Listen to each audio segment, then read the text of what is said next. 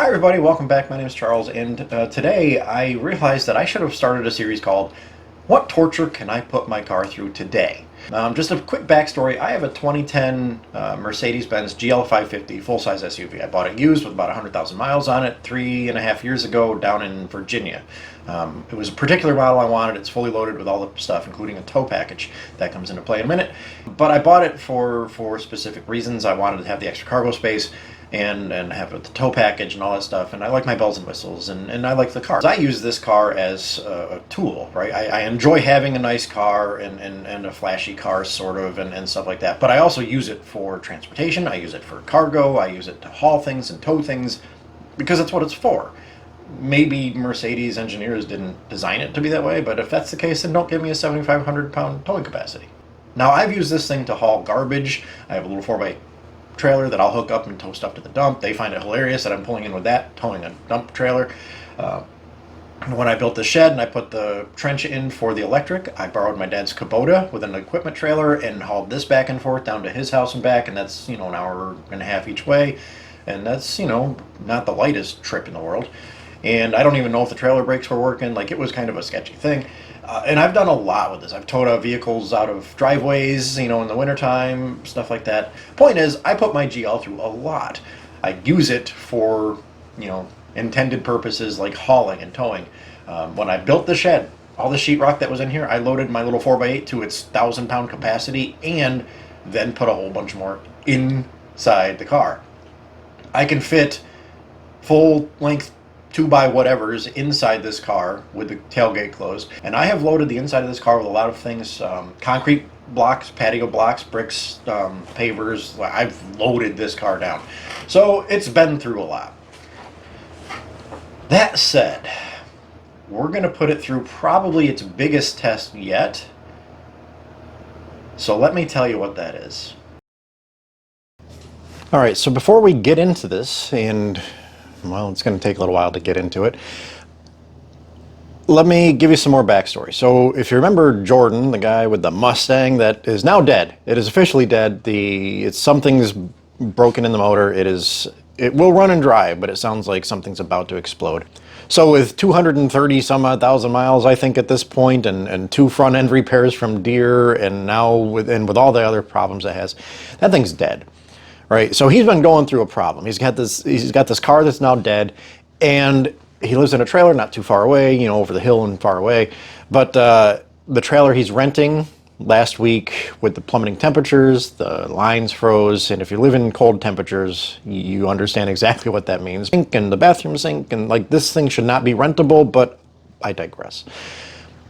Anyway, the short of that is that he's been having problems with his trailer, on top of having car issues. Like, he's just having a hell of a winter, right? So I'd been thinking about buying a camper trailer for a while as a project, just because I thought it'd be fun, right? Like, the idea of like an off-grid type system is kind of appealing, right? And I think it is for a lot of people, having something that is more self-reliant than being tied to a grid system somewhere.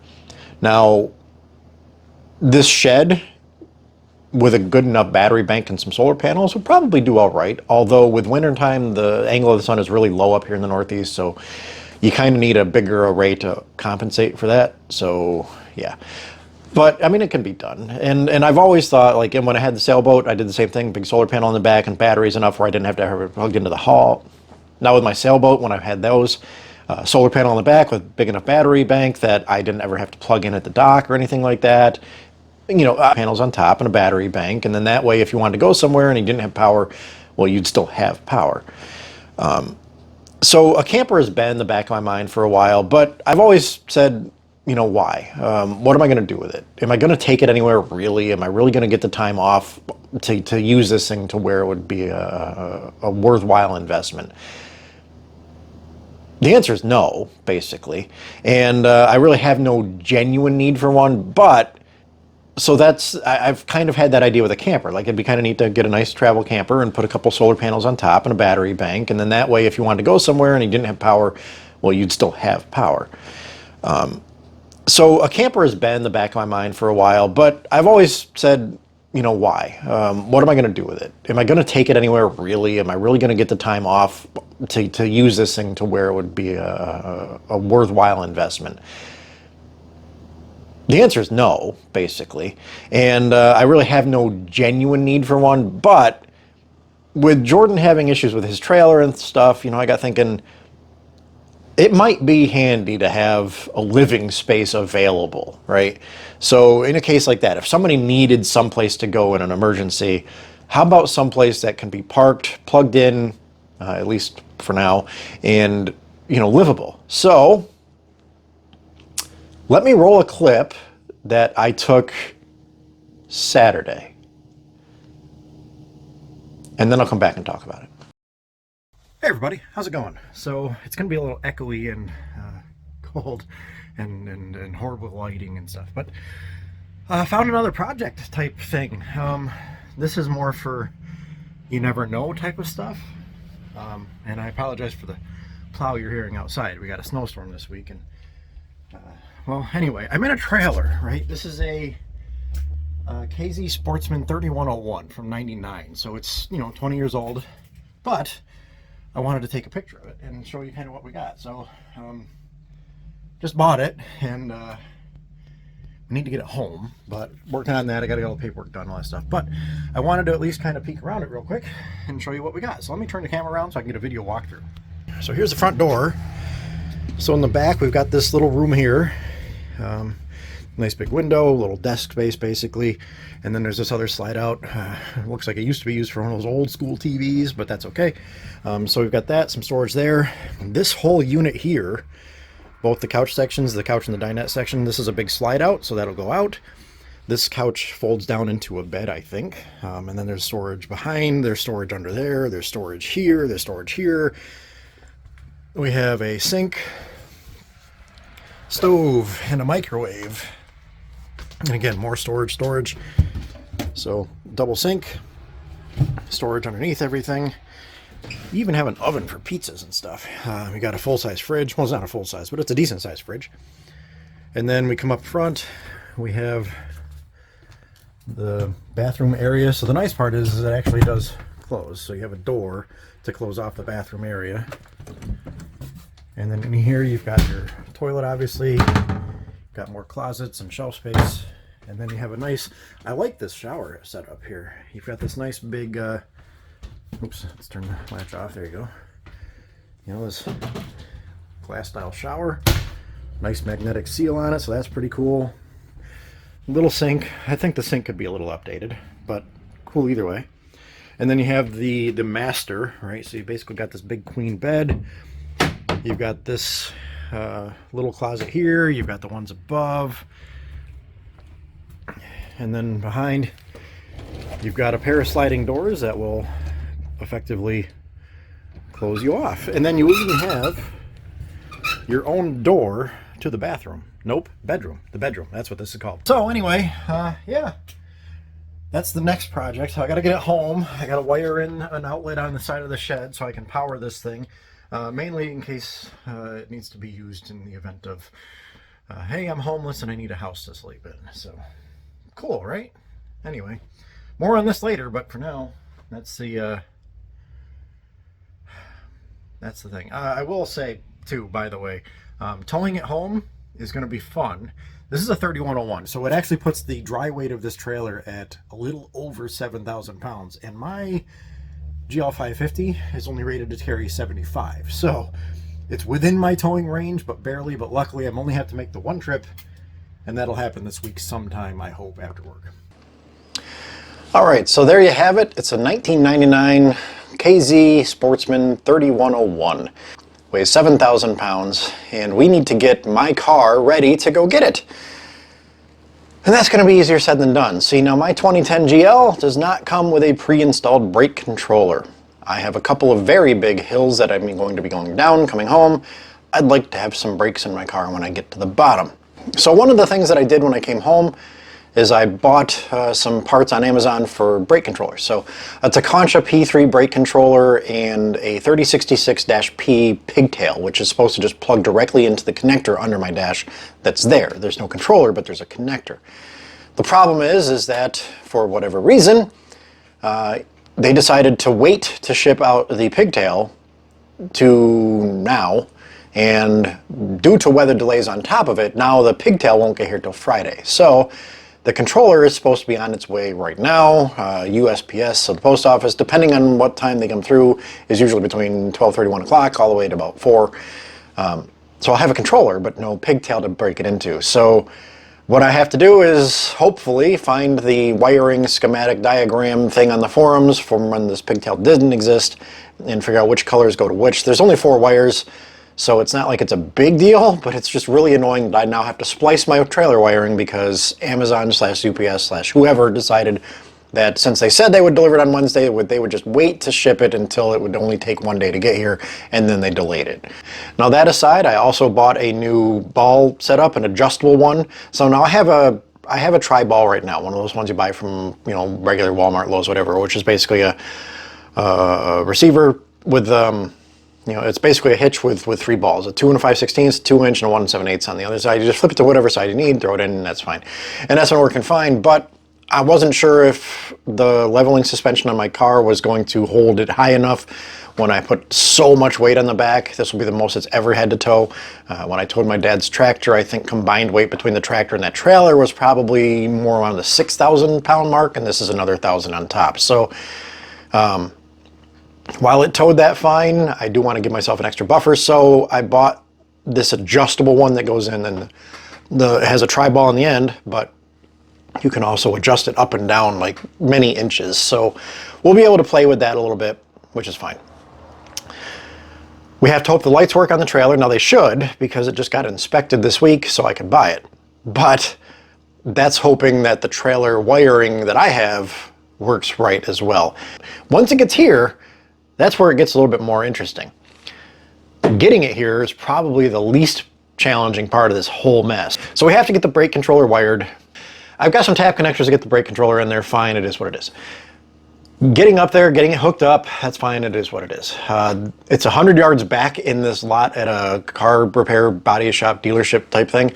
Now there was snow on it Saturday when I went up and looked, but it was only like 3 inches or 4 inches or so, but they were plowing the snow then, and we haven't gotten snow since, and I don't think they have either. So hopefully I'll be able to actually pull this thing across the lawn, driveway, whatever. Then I have to get it out into a very narrow road and then turn to whatever direction I need to turn it into. I need to map out directions that do not require sharp turns with this trailer.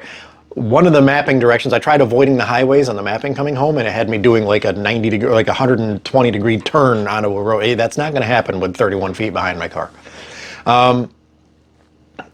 Likewise, once I get home, I live on a very small 2-lane road, and I have a fairly narrow driveway end between a, what's that thing called, mailbox, and a tree stump on the other side. Now the tree stump I could care less about, but it is in the yard. So if I hit the tree stump, I'm not on the driveway, I'm on grass.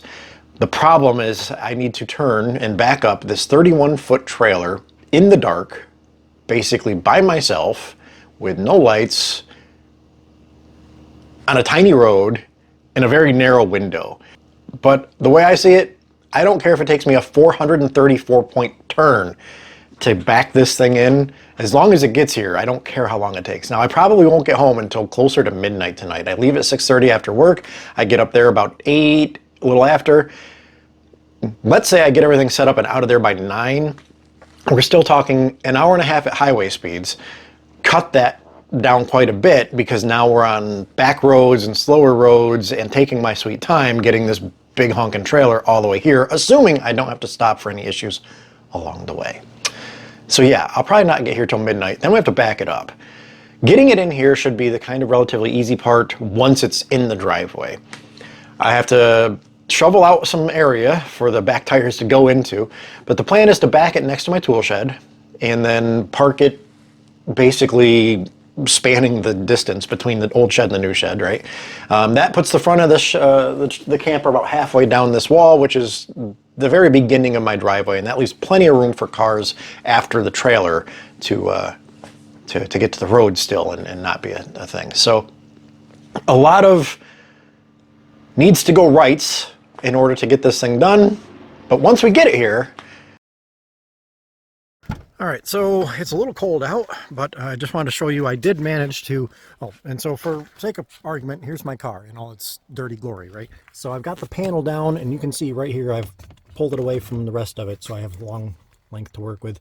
In this here, we have our factory connection. Now, this is the connection that 3066-P should just plug into. Over here, we have the wiring that comes from our P3 controller. Now, the other problem I have is that right there, which means that I can't really be drilling into here to mount my controller. So I've got two problems, or two potential solutions to that. But we'll get back to this. So we do need to tap these wires into this plug, so that I'm just going to splice back a little ways and just call it good. Now, as far as mounting goes, I'm either going to get some VHB tape and mount it this way using the bracket on the top, or I'm going to invert this bracket, set this right here with the bracket on the bottom, and literally zip tie this to this arm handle. If I tie it down tight enough and straight enough, then it shouldn't go anywhere, still giving me room to access the manual override underneath it based on the angle. And there's enough room here in the plug and on these to get me to where I need to go. So that's kind of where I'm at. It's cold out. It's 23 degrees right now. So that's where I'm at with that. But I pretty much think I'm gonna plug the wires in. No, splice the wires in, tap the wires in here shortly when I grab my coat and warm up again. And then I think mounting wise, I'll take the zip ties with me, or maybe I'll even zip tie it there for now, see how I like it. And then if I need to, I'll stop at the store on the way, grab some VHB tape, and go from there. So going back inside, it's cold out. All right, we're about 45 minutes from the camper. It's really cold out. We're down under 20 degrees. I think it was 19 when I left the house. Says it's about that here now. So we're almost to Syracuse, New York. Now, where I live about an hour and a half south. So we're almost there. We're about halfway overall, but we're almost to the camper. Now, we do need to do a couple things. I did get my trailer controller wired, although I need to get it fully mounted now. And I couldn't find my zip ties, so we're going to have to make a quick stop and find those, more of those. And that I definitely need, but I'm also tempted to not get them yet until... So there's a Walmart like 10 minutes down the road from where the camper is.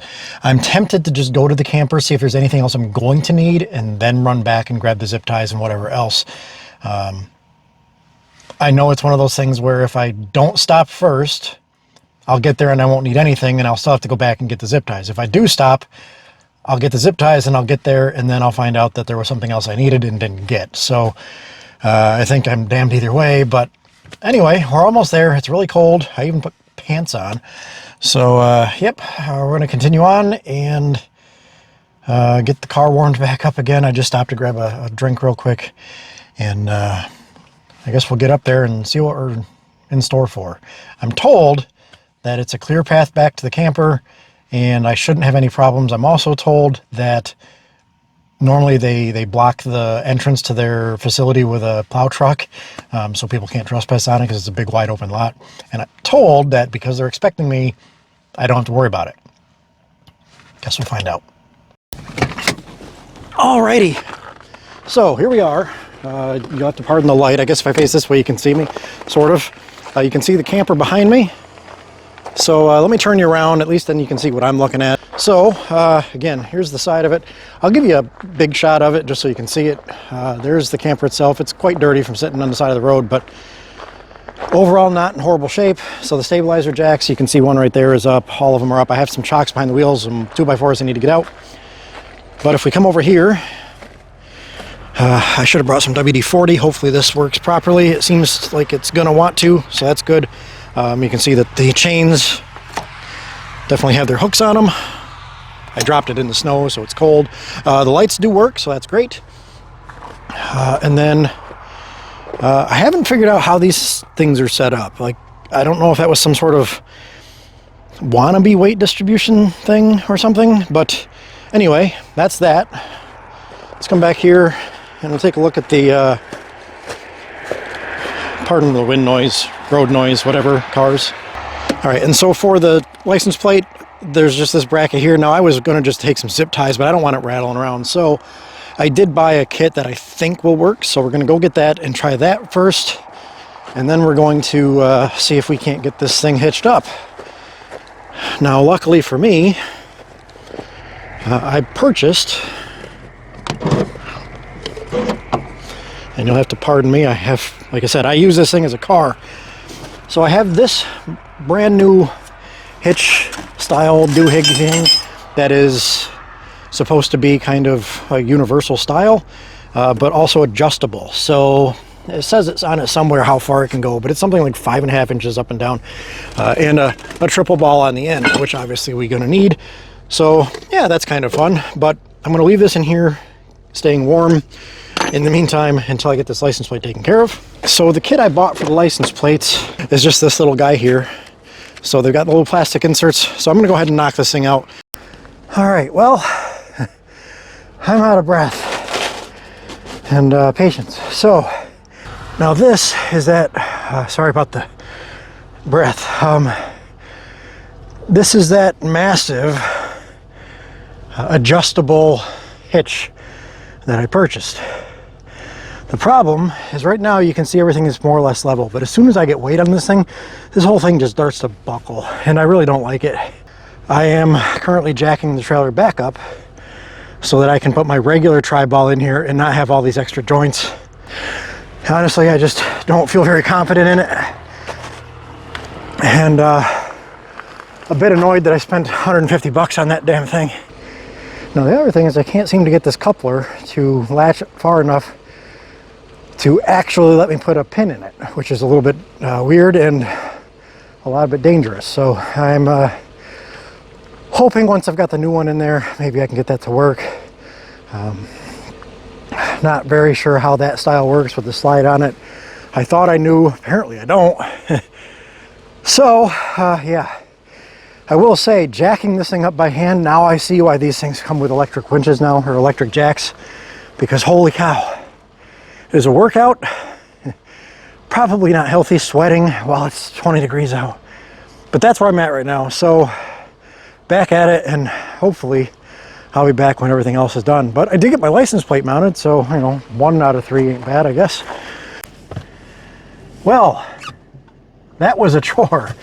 I did finally get the coupler on. That was a nightmare. I need to turn my heat off. It's really hot. It's 22 degrees out here right now. Well, probably less. My car's been running. But holy crap, that was a trick. So anyway, I got the coupler on, got the license plate on. Let's walk back now that I'm out here. I did move it. You can see I've got it moved. So there we are with the coupler. These chains are ridiculously long, and I know this isn't what you're supposed to do, but I basically zip tied them up off the ground for now, so that way, I mean, if something happened and the trailer had to break away, it would just break the zip tie and then the chains would go to full length. That's annoying, but all the lights work. That's the only part I have to fix, is that part right there. But it looks like all the lights are working. Stabilizers are all up. I guess I got a little piece I gotta tie back here too. There's our license plate. The license plate lights even work underneath this thing.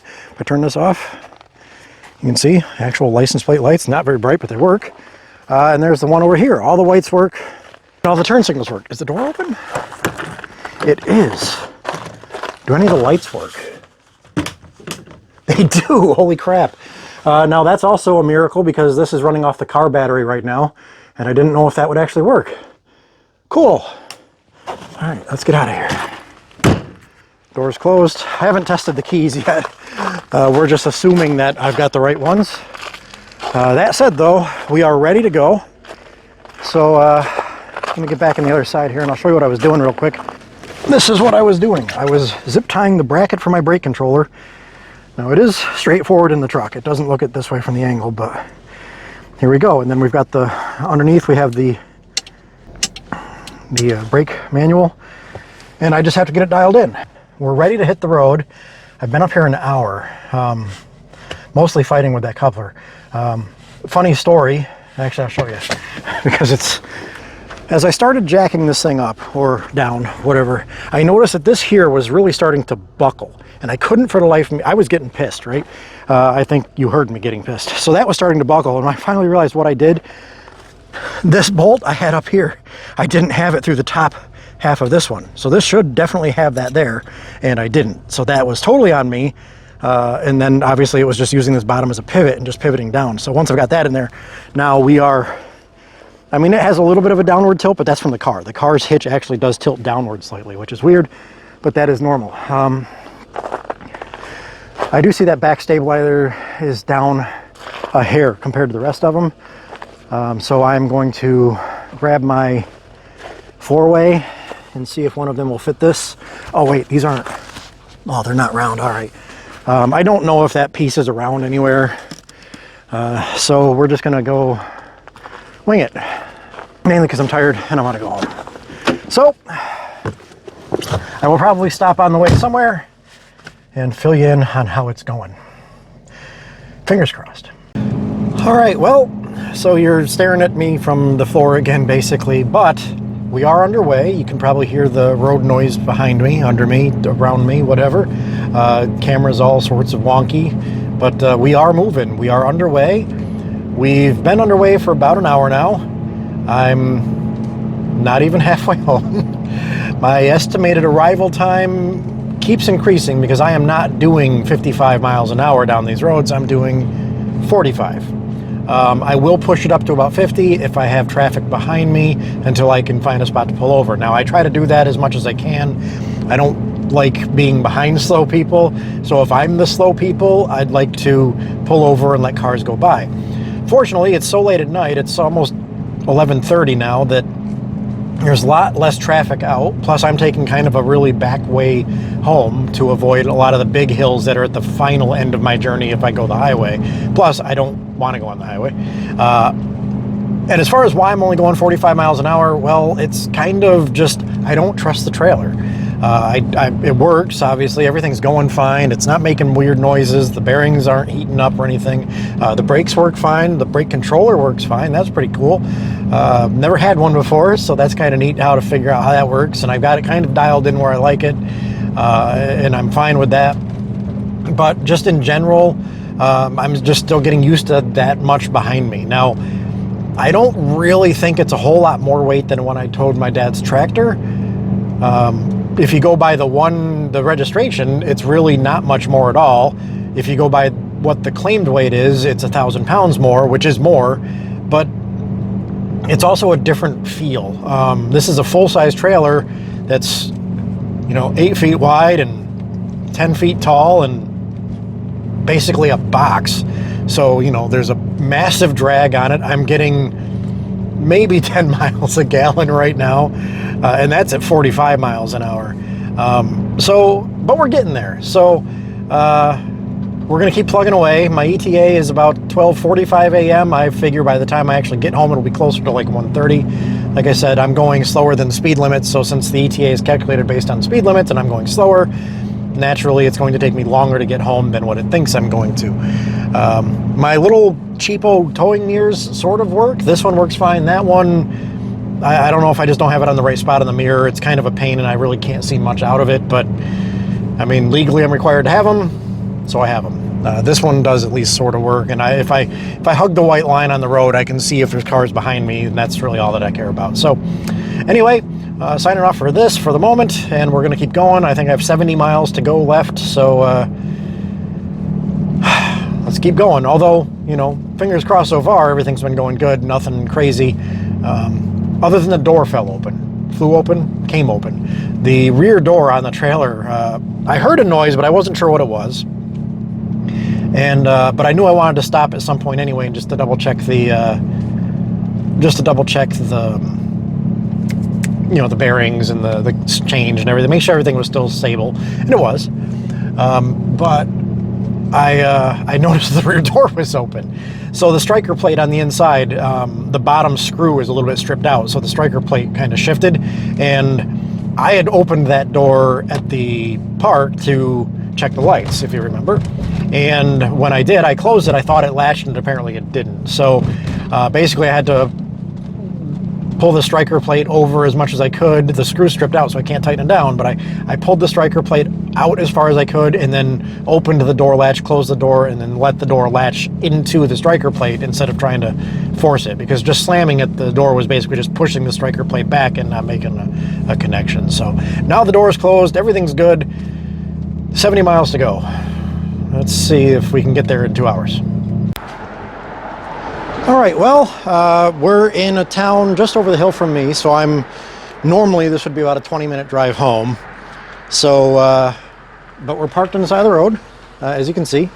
I've got the camper behind me. Now, I don't know if you could see that in that picture or not, but I decided I'd do a quick walk around, right? Now, I mean, I hear the trailer squeaking and things like that, but I figured, you know, not a big deal. Let's give it a walk around, right? So I'm out here. All right, so here we go. I'm gonna turn the flash off. You know, we're sitting pretty good over here, and I looked at the, you know, I'm looking at the hitch going, okay, that's still where it was, and everything's good there. I walk down, and over here I reach down and I feel the wheels, make sure they're not overheating or anything like that, and they're not bad at all.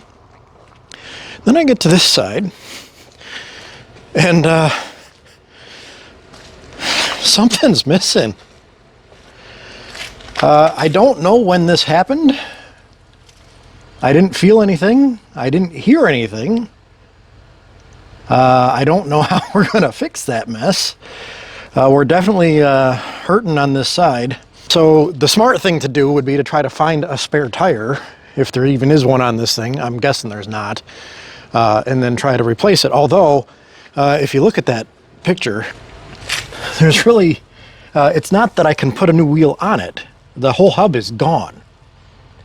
I mean, you can kind of see. I guess that's why it also is squeaking a little bit with the brakes not, well, I mean, they're just freaking dangling. But the whole hub is just gone. So as whereas normally the right thing to do would be to stop and put a spare on it, I can't. And it's also 1 o'clock in the morning. I just want to get home. So while it's working so far this way, we're going to see if we can't limp this sucker home and get out of here. Well, we have made it home. That was a chore. There's my big shed, there's my little shed over here, shining lights on me, and a trailer. This is the side with 2 wheels, so I've got those chalked. The other side I have 1 wheel, so I have it chalked. And yeah, now tomorrow I've got to come out, and behind these wheels I need to shovel out a path so I can actually back it up further.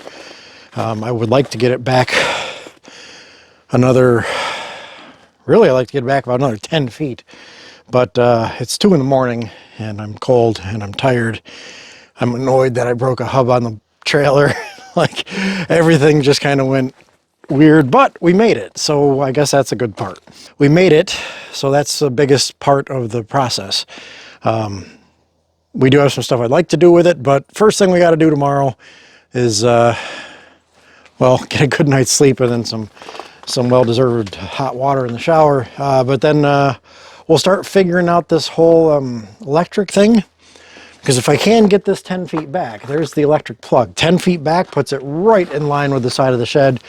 And if the literature is to be believed, there's like 20 feet on that thing. So I should have enough room to get it over. I have the outlet, I just need to get some wire. But that's kind of a moot point until I can get this thing shut back, which I can't do until I get some snow cleared and some salt on this driveway. I took a spill getting out of my car earlier. This is all really slippery stuff. And yeah, so that's got to get taken care of. This is as far, well, sorry, light again, but this is as far back as I could get it in before I started spinning on with all 4 wheels on this ice. So while I could have got a running start and got it back there, I also want to make sure that I can pull it back out again if I need to re-level things. It's actually pretty close right now, which is really surprising. Then again, that one side is a little soft because it's only missing, it's only got 1 wheel. But for now, it's in place, it's here. That's the hard part. So now that you can't see anything, I'm going to bed. Thanks for watching.